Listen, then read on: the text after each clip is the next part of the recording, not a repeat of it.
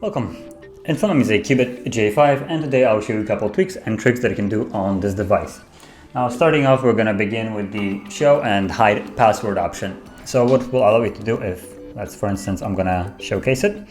You go into passwords and you select wherever you need to basically put in a password, and you start typing. You can see that it shows you the latest letter that you have pressed. So if someone is really stubborn and peeking over your shoulder, they can basically get your entire password, even though you might be typing it fast, by just saying basically every letter of the password. So to hide this, you can go into the settings. So let's go into the settings, and from there, it's under security and location. Slide down, tap on advanced, or actually you don't even need to tap on advanced, it's right here. So show password, just flip it on or off, I shall say. And now if we go back into the passwords, if you start typing it, you can see that it's immediate dot. So there is no way of actually seeing the first letter, whatever you're typing in.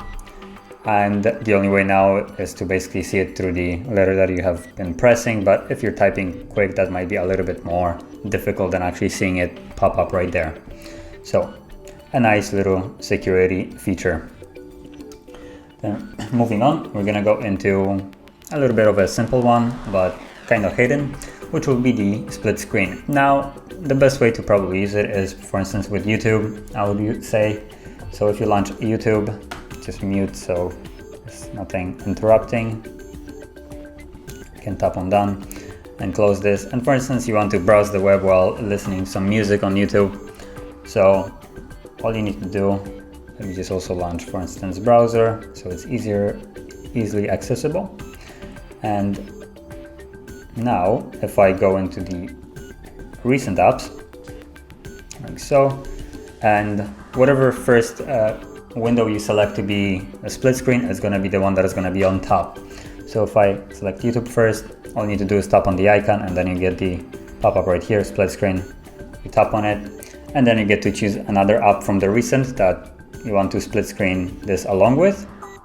And if, for instance, you don't see your app here, you can always click home button and choose one from the actual app list right here.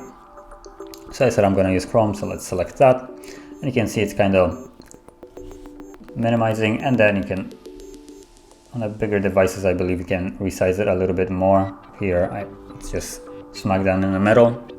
But basically, if you start playing some kind of video on here, it won't pause when you start to scroll through here. And you can continue listening music while checking out some other stuff on the browser. Now to close it, you can either go home and slide this completely out of the way, or slide one of the apps to full view and then close it. Yeah, so moving to further on, we're gonna go into gestures, but not really the gestures like we're accustomed to now with the shortcuts on the bottom.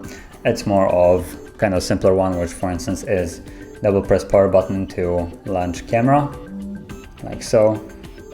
Launches camera, and you can do this anywhere, even when the device is locked. And if you have some kind of pattern or some kind of protection, you can still launch camera without putting it in. So it's a quick way of accessing, for instance, the camera. And you can also disable this if you don't like it, and you can find it in the settings and under system. And then there's the gestures right here. You can see jump to camera, and it's on. You can just check this off. And you also have the swipe up home button, which is basically just the bar down here. Disregard the low battery. And if you don't like this wonky functioning gestures that Google has, you can just completely disable it and have normal buttons like previously. So that is also an option there. And moving to another thing, we're gonna go with the developer options, and in there we can find animation, basically way to shorten the animation. As you can see, whatever you do here, you have animations. They're not the fastest, but they're also not the slowest. So if you don't mind them, you can disregard this, but you can make them basically half time quicker, or just completely remove them altogether if you like that. And to do it, you want to go again to Settings, System, and tap on Advanced and About Phone. And at the bottom, you will find Build Number. So tap that 7 times, and you will enable Developer Options. And then when you go one position back, you can see that it just appeared here, Developer Options, and tap on it. And from here, scroll a little bit past halfway to the list. So somewhere right there it is, the first one.